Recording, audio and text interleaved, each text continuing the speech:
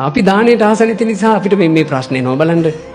හිඟන්නේ යාචකෙක් ඊළඟ එද්දී අපිට එයාගේ CV එක බලන්න හිතෙනවනේ. හිඟන්නගේ චරිත සහතිකේ ඇත්තටම හිඟා කනවද හොරද කරන්නේ? අපි සමහරට කියනවා ඕකුන් ඔය බොරුව කරන්නේ. අපිට ඒ හිඟන්න ගැන මොකක් හරි එකක් හිතෙනවා. දන් දීම කියන එක අඳුනගත්තේ නැත්නම් අපිට අතහරින්න හරි අමාරුයි. ගොඩක් අය අත්හැරලත් දීපු දෙයට මොකක්ද උනේ කියලා බලනවනේ. ඒකෙන් වෙහෙස කරයි අපරාධේ.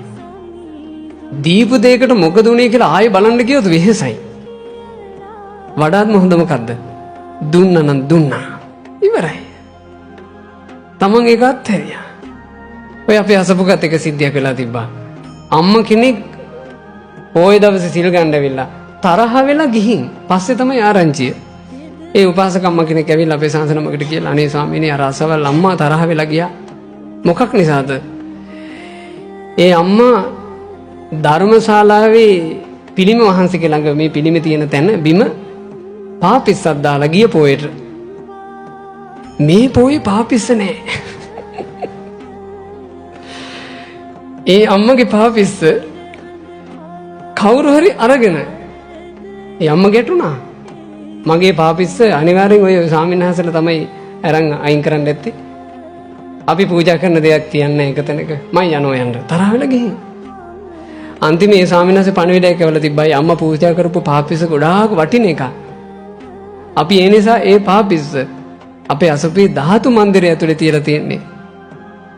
ඒ අම්මට ඒක අනුමෝදන් වෙන්න කියන්න කියලා.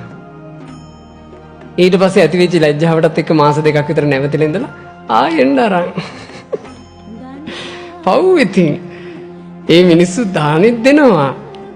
හැබැයි මේ චූටි දේවල් නිසා අපරාධේ නැද්ද? අපරාධේ.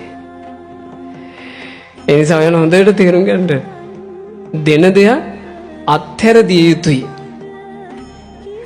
අත්හැරලා දීපු දේ පිටුනේ. තව තැනක තිබුණොත් සතුටු වෙන්න. නොතිබුණත් අත්හැරපු එක ගැන සතුටු වෙන්න.